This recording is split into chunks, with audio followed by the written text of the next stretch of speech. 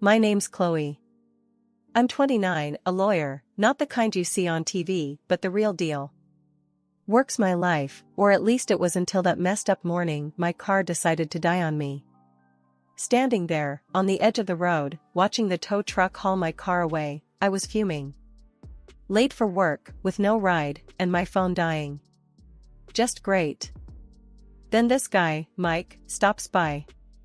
First thing he says, "Looks like you could use a hand." He's casual, driving this old pickup that's seen better days, but there's something about him. I'm thinking, do I really want to get into a stranger's truck? But then, what choice did I have? Only if you're heading towards downtown, I said, trying not to sound as desperate as I felt. Downtown it is. Hop in. He shot back with a grin that could disarm you at 20 paces. His confidence was something else. The ride was something out of a movie. We talked, or more like, he did most of the talking. Told me about his job in construction, how he loves it but hates waking up early. I shared bits about my lawyering, careful not to dive too deep into the boring details.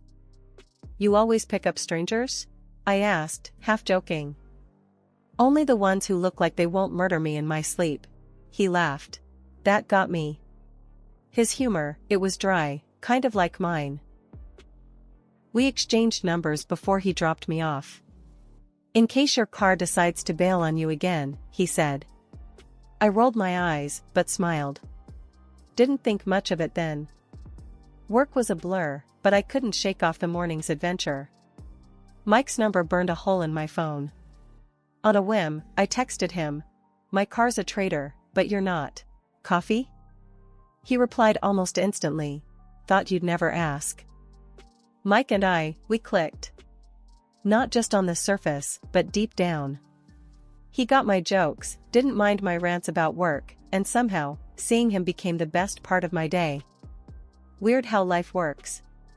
One day you're cursing the heavens for a broken down car, and the next, you're waiting for a text from the guy who offered you a ride.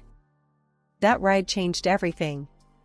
Looking back, it's funny how moments like these, totally random, unplanned, can set the course of your whole life. But back then, I was just enjoying the ride, pun intended. Meeting Mike was a breath of fresh air, a reminder that sometimes, the best things come from the most unexpected places. And as for my car, well, it got fixed, but I found myself hoping for more mornings like that one, stranded or not. And sure enough, he called later that week, asking me out.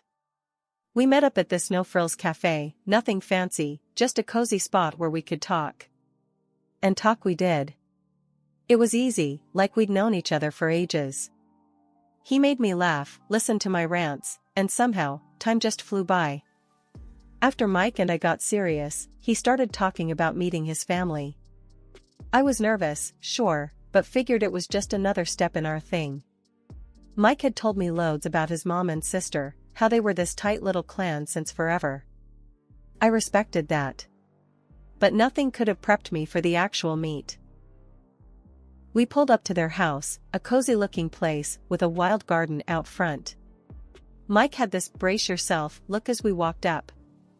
Remember, they're a bit intense, he warned, ringing the bell. Intense? I echoed, raising an eyebrow. I'm a lawyer, Mike. I deal with intense for breakfast. The door swung open, and there stood his mom, Carol, and sister, Lucy. First impressions? Carol had the scrutinizing gaze that could peel paint, and Lucy seemed to mirror her, minus a few years. Mike. And you must be Chloe, Carol said, her voice sweet but her eyes doing a full audit. Come in, come in. The living room was like stepping into a different era, all antique furniture and photos. Mike introduced me properly, and we sat down, the air thick with anticipation. So, Chloe, Carol started, all casual. Mike tells us you're a lawyer. That must be interesting. Yeah, it's got its moments, I replied, trying to keep it light. Lucy chimed in. Must rake in a pretty penny, huh? I laughed, a bit taken aback. Well, it pays the bills, and then some. Mike shot me a look, a mix of apology and I told you so. The conversation steered into downright nosy territory real quick. Carol leaned in. But exactly how much are we talking? You know, just out of curiosity. Ah, trade secret. I quipped, hoping my smile hid my discomfort. Mike tried to change the subject, bless him, but the two were like bloodhounds on a scent. After dinner, which was an interrogation disguised as a meal, I heard them in the living room, speculating about my salary based on the brands I wore and the car I drove. Mike found me in the kitchen, refilling my glass. Hey, they're just protective. Don't mind them. Protective? I muttered, swirling my drink. Feels more like an inquisition. We tried to make the best of the rest of the evening, but it was clear there was a gap between us and them. As we left, Carol's too sweet goodbye and Lucy's smug wave felt like a challenge. On the drive back, Mike kept apologizing. They can be a bit much. I'm sorry, Chloe. It's fine, I said, though it wasn't, really. Just wasn't expecting the Spanish Inquisition. Mike laughed, that easy sound I'd fallen for. No one expects the Spanish Inquisition. It was our first real test, meeting his family. I thought back to my own, no-nonsense folks who valued privacy and respect. Mike's family was another world, one where boundaries seemed optional and every detail of your life was up for debate. But I liked Mike a lot. Enough to weather a bit of family drama. Still, as we headed home, I couldn't shake the feeling that this was just the beginning. Little did I know how right I was. Marrying Mike was like a whirlwind. Everything happened so fast, from the proposal to planning the wedding. I thought maybe, just maybe, tying the knot would smooth things over with his mom, Carol, and his sister, Lucy. Spoiler alert, I was wrong. Our wedding day was a blur of flowers, vows, and a small sea of faces. Despite the rush, I caught Carol and Lucy throwing looks that could curdle milk. I brushed it off, focusing on Mike and the new chapter we were starting. At the reception, Carol cornered me. Chloe, dear, this is quite the event. You must have spent a fortune. I forced a smile. It's a special day. We wanted it to be memorable. Lucy piped up from behind her mom. Yeah, memorable and expensive. Hope Mike knows what he signed up for. I bit back a sharper retort. We're both happy. That's what matters. The tension didn't end with the wedding. If anything, it ramped up. Carol and Lucy started dropping by our place unannounced, each visit an exercise in patience. They critiqued everything from my cooking to how I decorated our apartment. One evening, they outdid themselves. Carol, gloved hand and all, dragged her finger across the top of our bookshelf and sked at the dust she found. Really, Chloe, cleanliness is next to godliness, she said, smirking.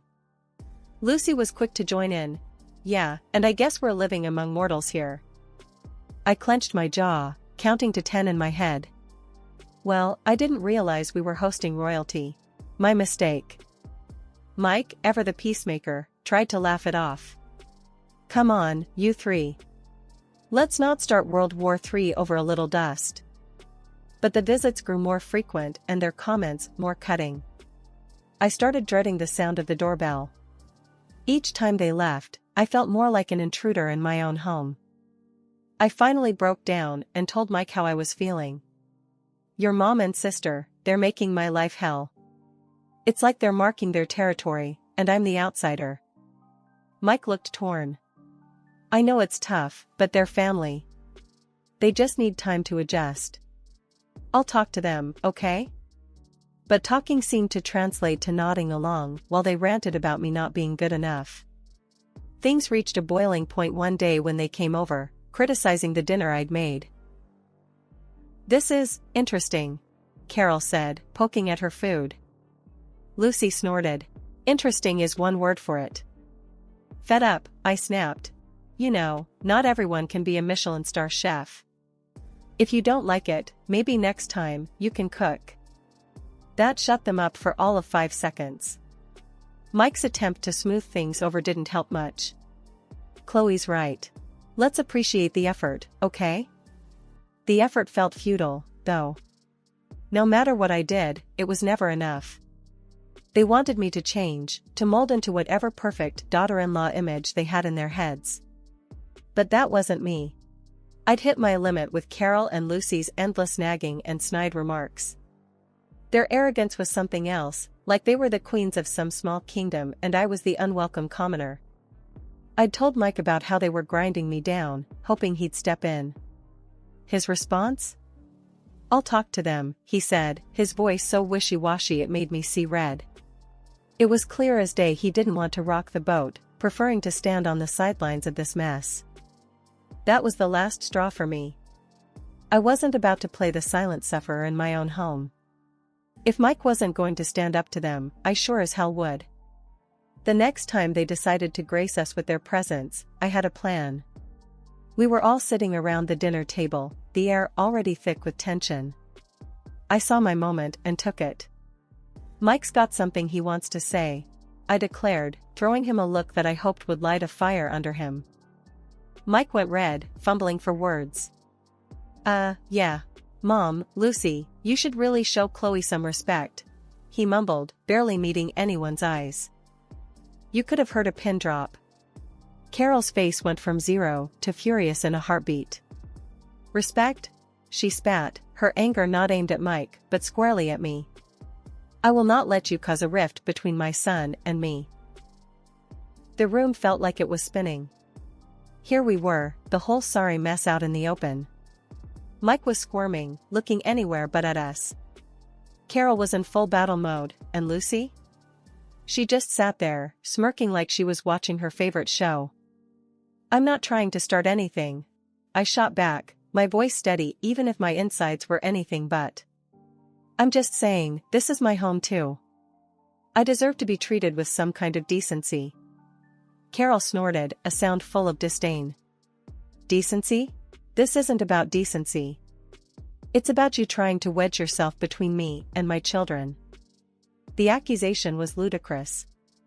All I'd ever wanted was to find some common ground, to be part of their family, not tear it apart.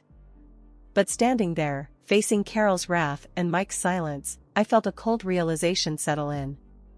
Maybe this was a battle I couldn't win. As the evening spiraled into a blur of heated words and cold silences, I wondered how we'd ever recover. Mike's half-hearted attempt at support had only thrown gasoline on the fire, and now I was the villain in Carol's story, the woman who dared to stand up for herself. The confrontation had been meant to clear the air, to finally draw some boundaries. Instead, it felt like I'd only succeeded in drawing battle lines, with me on one side and the family I'd hoped to join on the other. And Mike? He was still somewhere in the middle, unwilling or unable to choose a side. After that fight, my life turned upside down. Carol, my mother-in-law, made it her mission to make my existence a living hell. She'd pop over when I was dead on my feet from work, starting drama out of thin air. And when Mike got home, there she was, all tears and sob stories, claiming I was the villain, hurling insults her way. Mike, bless him, fell for it every time. We'd end up in arguments, him siding with Carol, leaving me feeling like I was taking crazy pills. It was like I was the outsider in my own marriage, speaking a language no one else understood. But it didn't stop there. A friend of mine let slip that Lucy was out there, telling anyone who'd listen that I was dirty in my work, hinting I was pocketing client money without paying taxes. That was the last straw. I'm no saint, but I don't mess around with my profession. I called Lucy, my words sharp as knives. You know, spreading lies about someone's work is called slander. And that can get you sued. Lucy's bravado crumbled real quick over the phone. I'll stop. I didn't mean anything by it, she stammered, the fear in her voice clear as day. But the damage was done. She went crying to Mike, playing the victim, and before I knew it, I was getting an earful. Why are you bullying Lucy? Can't you see she's scared of you? Mike's anger was a red flag, signaling deeper issues in our marriage. Every day, I felt more like an outsider, a stranger in a world where Carol and Lucy reigned supreme, and Mike was their loyal subject. The more I saw it, the more I realized, I was the odd one out, always going to be second to his mother and sister. The battles at home were one thing, but Lucy trying to tarnish my professional reputation? That was a low blow, even for them. I started to wonder if Mike would ever really have my back, or if I was doomed to be the villain in their twisted family drama. The phone call from Carol had been as pleasant as nails on a chalkboard. "Lucy's tying the knot. We're celebrating at Le Grande Plateau this Friday. You're coming," she stated, her voice broking no argument. My heart sank. The last thing I wanted was to spend an evening in the lion's den, but Mike was all about mending fences. It could be good for us, a fresh start, he argued with that eternal optimism of his. Reluctantly, I agreed. Le Grande Plateau was the kind of place where the prices on the menu made you do a double take, wondering if you'd accidentally wandered into a car dealership instead. Carol, Lucy, the groom-to-be, and his parents were already seated, attacking a seafood platter like it was their last meal. No sooner had we taken our seats than Carol dropped the bomb. "Chloe, darling, we thought it'd be lovely if you covered tonight's feast. A small gesture to cement your place in our family," she announced, loud enough for neighboring tables to overhear. I nearly spat out my drink. "You're joking, right? You expect me to foot the bill for this extravaganza?" The table fell eerily silent, all eyes on me. Lucy, never one to miss a beat, added, "Oh, come on, don't be such a tightwad, Chloe. It's not every day your sister-in-law gets engaged." I felt like I was in the twilight zone. "Look, I came here to show support, not to bankroll Lucy's engagement party. This is beyond ridiculous." Carol's expression hardened. "I specifically chose this venue with the expectation you'd contribute. It's about showing respect, Chloe." My gaze flickered to Mike, desperate for him to say something, anything, in my defense. His response floored me. "She's right, Chloe. Just pay. We don't need more drama. You'll pay, otherwise we'll get divorced." I was flabbergasted. "So, it's pay up or get out? Is that my choice? Are you seriously siding with them on this?" Carol's smirk told me everything I needed to know. She thought she had won. But something inside me refused to let that happen. "You want a divorce over this? Fine. Let's do it. I'm not your puppet." You could have heard a pin drop. The shock on their faces was a bittersweet victory. I stood, my chair scraping loudly against the tile. I've had enough. Enough of the manipulation, the insults, and this sham of a marriage. As I stormed out, their bitter words followed me, but they bounced off me like I was made of steel. I was done. Done playing the villain in their messed-up family drama. Driving away, a torrent of emotions overwhelmed me. Fear, relief, anger, but above all, a sense of liberation. I'd finally stood up for myself, drawn a line in the sand. After the restaurant showdown, I went back to what used to be our place, now just a space filled with memories I couldn't wait to leave behind. Packing was a blur, each item a reminder of a life that felt like someone else's story. Once everything was boxed up, I filed for divorce. No dramatic confrontations, just a quiet end to a chapter one was ready to close for good. Word got around quickly, not just about the divorce, but about the fallout from that disastrous dinner. Turns out, Carol had tried to pull the same stunt with the groom's parents, insisting they cover the extravagant bill. That backfired spectacularly. The groom, fed up with the family's antics, called off the engagement with Lucy. You'd think that'd give them a moment's pause, a second of self-reflection, but no. Instead, Carol and Lucy pinned the blame squarely on me. According to the rumor mill, I was the villain of the piece, a greedy, heartless woman who'd torn their family apart. It would have been laughable if it wasn't so pathetic. The aftermath of that explosive dinner wasn't pretty. Word got around fast, too fast. My phone was buzzing non-stop, texts and calls pouring in from friends and, unfortunately, acquaintances who'd heard some version of the night's events. The rumors were wild, painting me as everything from a heartless villain to a downtrodden victim. I ignored most of them, but it was one call that I couldn't just swipe away, my mom. Chloe, honey, what's this mess I'm hearing about you and Mike? And something about a restaurant blow up? Her voice was a mix of concern and confusion. I sighed, rubbing the bridge of my nose. It's a long story, Mom. The short version? I stood up for myself, and things didn't go well. There was a pause on the other end, and then, well, I always said that woman was trouble. You're better off without them, you know. Hearing my mom say it out loud, it hit different. It was one thing to walk away, but another to hear that maybe, just maybe, I did the right thing. Yeah, I know. Just didn't expect everything to implode like this. A few weeks after I'd moved out, I ran into one of our mutual friends, Jenna, at the coffee shop. She wasted no time diving into the latest gossip. Chloe, I heard about the split, and everything else. Carol's been saying some wild stuff, you know? I took a sip of my coffee, already knowing where this was headed. Let me guess, it's all my fault? I'm the wicked witch who ruined their lives. Jenna looked uncomfortable, but nodded. Yeah, something like that. Lucy's engagement is off, and they're saying you're to blame for the dinner fiasco, too. I couldn't help but laugh, they sound bitter.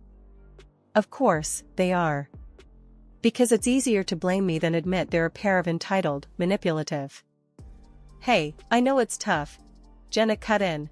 But you're better off without that drama. Despite the rumors, the whispers, and the blame game, there was a sense of relief that came with being free of it all. Free of Carol's constant meddling, Lucy's passive-aggressive jabs, and the never-ending cycle of drama that came with being part of their family. As I navigated my new life, word got back to me about Mike and his current living situation. Turns out, after our divorce, he moved right back in with Carol and Lucy. The three of them, all under one roof again. The thought brought a mix of emotions, but mostly, I felt a strange sense of relief. It was confirmation that walking away was the right choice, not just for me, but for my peace of mind. I heard through the grapevine, snippets of conversations at local cafes, and the occasional overheard chat at the grocery store, that their antics hadn't stopped with me. If anything, they ramped up. Stories of Carol's latest schemes and Lucy's outlandish demands were making the rounds, painting a picture of a family consumed by their own greed and arrogance. Their reputation in town took hit after hit, each rumor another nail in the coffin of their social standing. The weeks turned into months, and slowly, the drama that had once consumed my life started to feel like a distant memory. I was settling into my new normal, finding peace in the quiet moments and solace in my work. One crisp autumn evening, as I was leaving the office, my phone buzzed. It was a text from Alex, a colleague I'd become close friends with over the last few months. Drinks tonight? You need a break, and I've got some big news. Curious and in dire need of a distraction, I agreed. We met at a cozy little bar downtown, a world away from the high-stakes drama that used to define my evenings. So, spill it. What's this big news? I asked, sipping on my drink, the warmth of the whiskey a welcome reprieve from the chill outside. Alex's eyes sparkled with excitement. I'm starting my own firm, and I want you on board. You're one of the best lawyers I know, Chloe. What do you say? The offer took me by surprise. It was the kind of opportunity I'd dreamed of, but in the whirlwind of my personal life, I'd forgotten how much I longed for a fresh professional start too. Wow, Alex. That's incredible. I'm honored, really. Let me think it over. The next morning, I woke up feeling more determined than ever. I called Alex, my decision made. Let's do it. I'm in. The weeks that followed were a whirlwind of planning and preparation. We found an office space, started building our client list, and every day felt like a step towards something exciting, something mine. And then, amidst the chaos of starting the new firm, I bumped into Mike. It was the first time we'd seen each other since the divorce was finalized. The encounter was awkward, charged with the ghosts of our shared past. Chloe, hey, you're looking good, he said, the words feeling like a peace offering of sorts. Thanks, Mike. You too. How's everything? We're getting by. Mom and Lucy, they're still them, you know? I nodded, no longer feeling the sting of their names. I'm sure they are. Listen, Mike, I wish you all the best, really. As I walked away, I realized that this was what moving on felt like.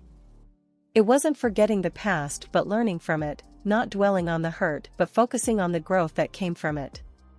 I was moving forward, one step at a time, into a future that was all mine to shape.